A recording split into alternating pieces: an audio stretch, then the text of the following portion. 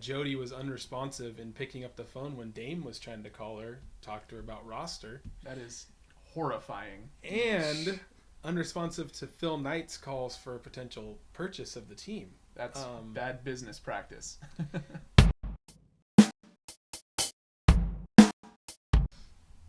Hey everyone, welcome to From the Logo. Thanks for tuning in. If you like what we do, be sure to like our videos and hit the subscribe button.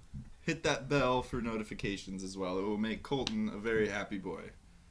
So we're a few weeks into the off season now, and I have a pretty much one question that really rings in my head at this point. Do you think that Damian Lillard, Logo Lillard, the letter O, should be happy with the Blazers offseason so far? I don't really see any more big moves being made by the Blazers this offseason. We've traded for Jeremy Grant. We signed Gary Payton II. We re-signed Simons. We're bringing back Nurkic. We're bringing back the legendary Drew Eubanks. Do you guys, if you were Lillard... Don't forget drafting future MVP Shaedon Sharpe. Rookie of the Year, Shaedon Sharpe. As well as Jabari Parker. Jabari Walker. Dang it. So do you guys think that Dame should be happy with this offseason? I think he should be pretty happy with the offseason so far, given where we were last year. Given that we're coming off of a year where he didn't even really play. We weren't a contending team. We did really well in the draft, I think. I think that the decisions that were made to keep that 7th pick and to take someone who reminds me a lot in temperament, skill, and this kind of team fit of Lillard and Simons, I think that was really smart. We went and got his friend who fills a need that we've had for years. And so, yeah, I think he should be pretty happy with what we've done. I think everyone would be thrilled if we could have gone out and got an all-star center, but that just wasn't going to happen. You know, it's not realistic. And so if he's being realistic, then I think what the Blazers have done so far is not a bad start to the year. Keyword start. Mm-hmm. I think that this was kind of at least a 2-year process. You weren't going to go from the roster of last year to a contender. What you've done, I think, now is kind of went with, like, you got 2 groups. The Contend Now group and the Summer League roster group that we're going to see tonight in NBA Summer League. That group that we see tonight in NBA Summer League is the trade chips that you're brewing, that you're trying to develop. You want to swing for that wing? Well, there wasn't really that many available other than Anunoby. Can't pronounce his name. You got it. So here's the thing. Cronin traded CJ and Nance for Hart and Grant. You can argue if that's, what is exactly better. I think it's really close, honestly. And positionally and fit-wise, I think it's a better fit. Mm-hmm. I think CJ had a lot of guaranteed years in his contract. He wasn't doing it. You've kind of shipped that little team away that was all guards. We still have a lot of guards, but you're kind of forming a better defensive identity around Simons. You look down the list, Winslow, Hart, GP2, Grant, Nurk. Those are better defenders than what we've kind of seen the last couple of years. So I'm optimistic for the future. I hope Dame looks at it that way. Yeah, I mean, I think that Damian Lillard is a reasonable, intelligent guy. That's what we've seen through his whole career so far. And so I have to believe that he understands this is, a 2-year process and that he's not going to be that much worse and older in a year than he is now, And this probably isn't our championship year, but maybe 2 years from now is, 3 years from now. And so as long as we're putting together the foundation, then I hope that he's happy. I'm pretty happy. Some of the stuff that he's posted on social media makes me think that he was at least optimistic for a bigger splash in the offseason. He's posted things with Durant. He said things about Ayton, and that's just sort of like legendary Blazers offseason of getting a role player on a championship team, going out and getting a guy who's pretty unproven in Jeremy Grant, drafting a couple of rookies, but yeah, I don't really know if it's exactly what he was looking for, but I hope that he will be more thinking forward, like you guys say. So talking about the Summer League roster, we got the first game tonight. They're playing the Pistons. Tough matchup. Yeah, Sharp versus Ivy. That'll be an interesting. And Duran versus Greg Brown. Yeah. Bouncing Greg Brown. Bouncing Greg Brown.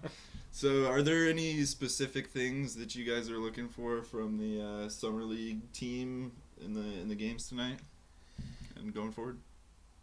Sharp.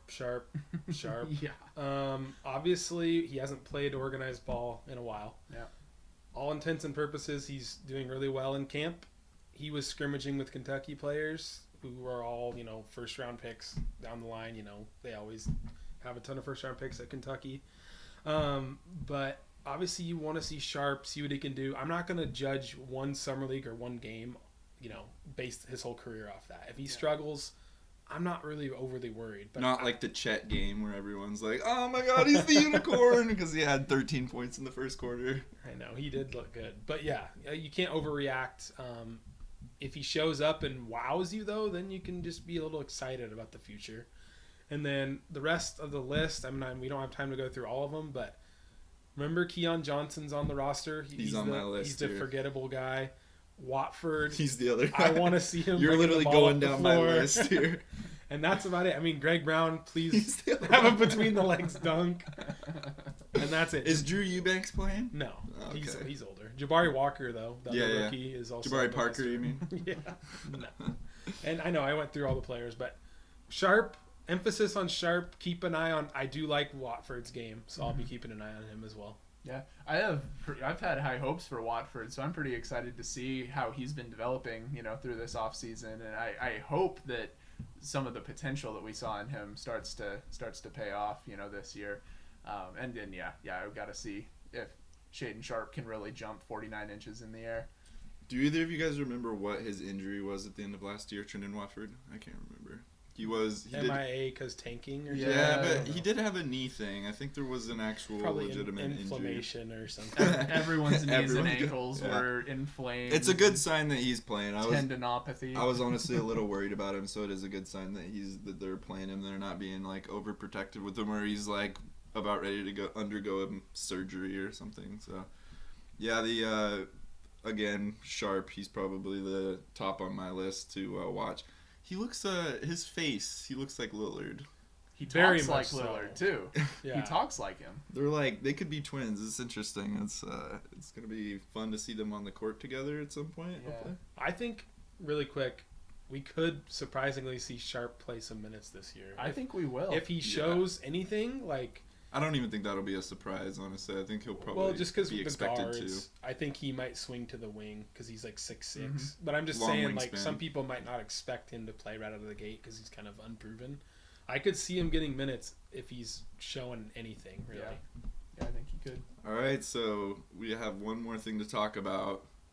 Colton, what's your headline over here say? So we had an interesting thing a couple weeks back with Jody Allen, current owner of the Blazers. Legend. She did not want to sell the Blazers, as it turns out. She put out a report that said, she kind of contradicted what Adam Silver was saying about how there was kind of a timeline for a Blazers sale.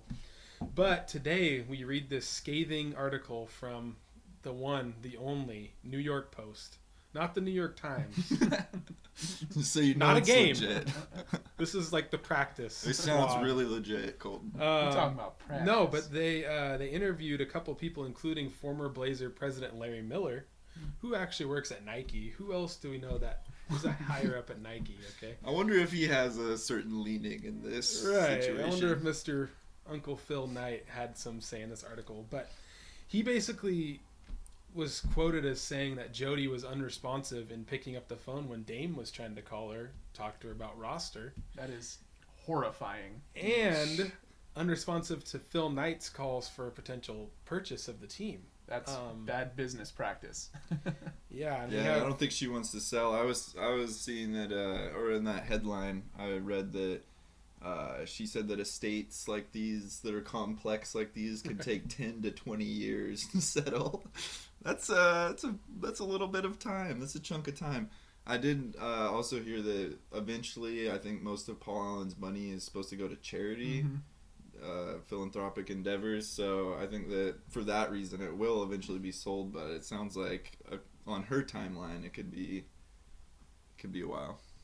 Well, guys, that's all for today's show. If you got any input or anything you want to add, go ahead and leave a comment down below. Hit the subscribe button for us, please. That bell make me happy. Coleton will be a happy boy. Needs more cowbell. Like, comment, subscribe.